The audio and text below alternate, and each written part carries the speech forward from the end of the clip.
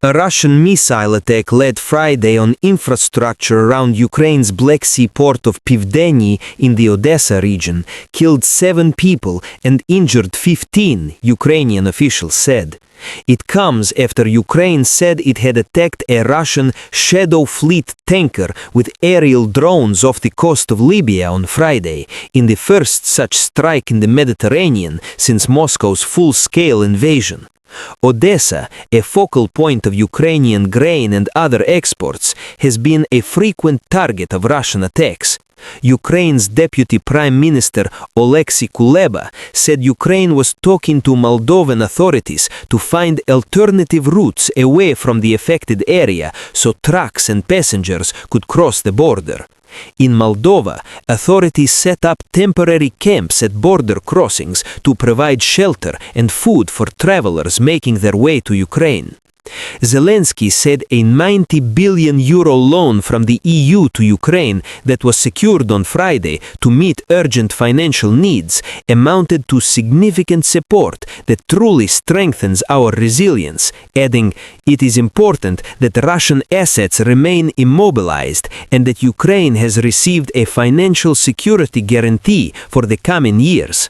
The loan will last for 2 years, and Kyiv would only repay it if and when Russia paid war reparations. Putin intends to capture all of Ukraine and reclaim parts of Europe that belonged to the former Soviet Empire, according to 6 sources familiar with US intelligence.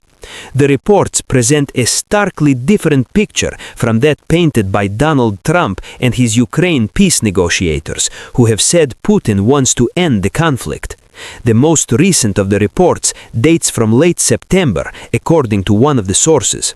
The intelligence also contradicts the Russian leader's denials that he is a threat to Europe, and comes as Putin says the ball is now fully and completely in the court of Kyiv and its Western allies regarding an end to the war.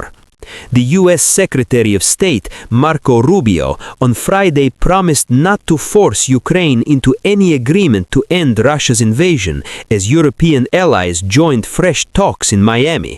The weekend talks come as Vladimir Putin, the Russian president, in an annual news conference vowed to press ahead with his military offensive in Ukraine.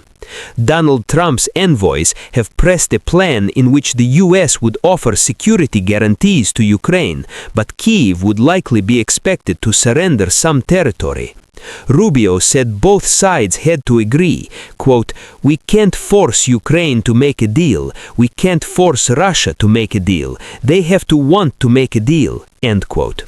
Rubio said he may join the talks in Miami on Saturday, which are being led by Trump envoy Steve Witkoff and the president's son-in-law Jared Kushner, and will include top Ukrainian negotiator Rustem Umerov and officials from Britain, France and Germany.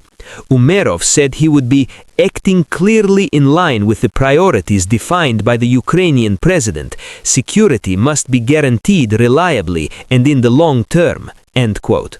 Putin's special envoy Kirill Dmitriev is also heading to Miami to meet Witkoff and Kushner, a Russian source told Reuters.